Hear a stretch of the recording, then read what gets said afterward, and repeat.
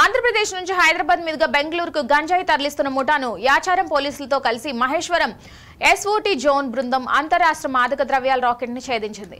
మహేశ్వరంలోని special operation team సిబ్బంది యాచారం పోలీసులతో కలిసి సమన్వయంతో చేపట్టిన ఆపరేషన్ లో యాచారం మండలం మాల్ వద్ద గంజాయి రవాణా చేస్తున్న వారిని పోలీసులు అదుపులోకి తీసుకున్నారు. విశ్వసనీయ సమాచారంతో వాహనాలను తనిఖీ చేస్తుండగా దాదాపు 60 కిలోల గంజాయిని స్వాధీనం చేసుకున్నట్లు ఇబ్రహీంపట్నం ఏసీపీ రాజ్ తెలిపారు.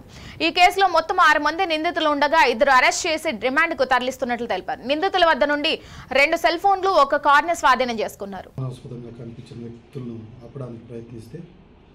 దాంట్లో 2 పారిపోవడం జరిగింది, 2ని అదుపులోకి తీసుకోవడం జరిగింది. ఇది కేసు యొక్క సంక్షిప్త సమాచారం. వివరాల్లోకి వెళ్తే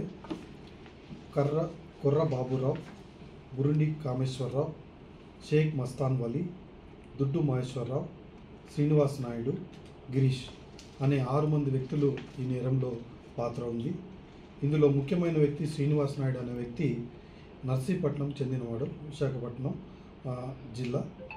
ఈ వ్యక్తి ఆ ప్రాంతంలో గంజాయిని సేకరించి మల్లేశ్వరరావు, మస్తాన్ వలి వీరిద్దరు కూడా విశాఖపట్నం జిల్లా వాస్తవ్యుల ద్వారా, అలాగే కొర్ర బాబురావు, కామేశ్వరరావు అనే వ్యక్తులను పెడలర్స్గా ఉపయోగించుకుంటూ బెంగళూరుకు తరలించి అక్కడ గిరీష్ అనే వ్యక్తి ద్వారా అమ్మడానికి ప్రయత్నం చేస్తున్నారు.